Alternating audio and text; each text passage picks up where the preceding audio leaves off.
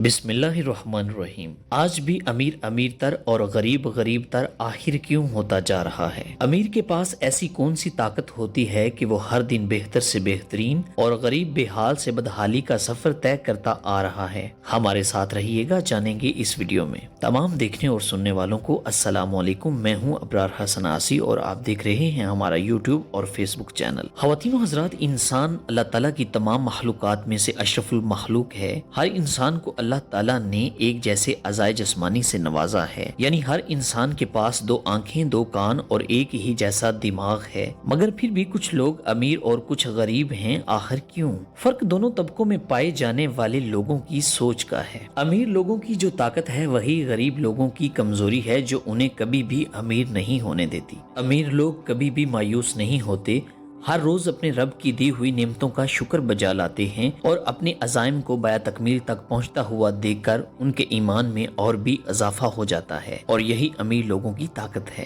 अल्लाह ताला को अपने बंदे का उसकी दी हुई नेमतों का शुक्र बजा लाना नहायत पसंद है। यही वजह है कि अल्लाह ताला उन्हें मजीद मालो दौलत से नवाज देता है। ख़वातीनो हज़रात, मायूसी को इस्लाम में कुफर का दर्जा दिया गया है और अल्लाह ताला की जात इंसान के इस फेल को बेहद नापसंद फरमाती है। मायूसी आपके अंदर पाई जाने वाली तमाम मनफी सोचों का मजमुआ है, जो आपका आपके अल्लाह के दरमियान ताल्लुक खोखला कर देती है। सो अल्लाह ताला पर ईमान ना होना और आइंदा कुछ बेहतर होने की उम्मीद को खो बैठना दरअसल मायूसी कहलाता है। यहाँ मैं हजरत वासफ अली वासफ रहमतुल्लाह अलैह का जुमला कोट करना चाहूंगा। आप फरमाते हैं कि मुकाम फिक्र ही दर हकीकत मुकाम शुक्र है। साबित ये हुआ कि परेशानी के आलम में अल्लाह ताला की रजा पर खुश होना और बेहतर होने की ख्वाहिश तलब करना बेहतरीन वक्त है, क्योंकि तब अल्लाह ताला की तरफ से दिए गए इम्तिहान और आपके अल्लाह ताला पर ईमान का तोल हो रहा होता है। और अब बात करते हैं गरीब लोगों की। गरीब लोगों की गुर्बत की बुनियादी वजह यह भी है कि वो अच्छे की उम्मीद खो बैठते हैं, जो कि अल्लाह पर ईमान ना होने के मुतरादिफ होता है। यानी मायूसी उनकी फितरत में शामिल हो जाती है और यही उनकी कमजोरी है कि वो आइंदा भी गरीब से गरीब तर होते चले जाते हैं। उनमें पाई जाने वाली मनफी सोचों का मजमुआ जो कि मायूसी की सूरत अख्तियार कर लेता है,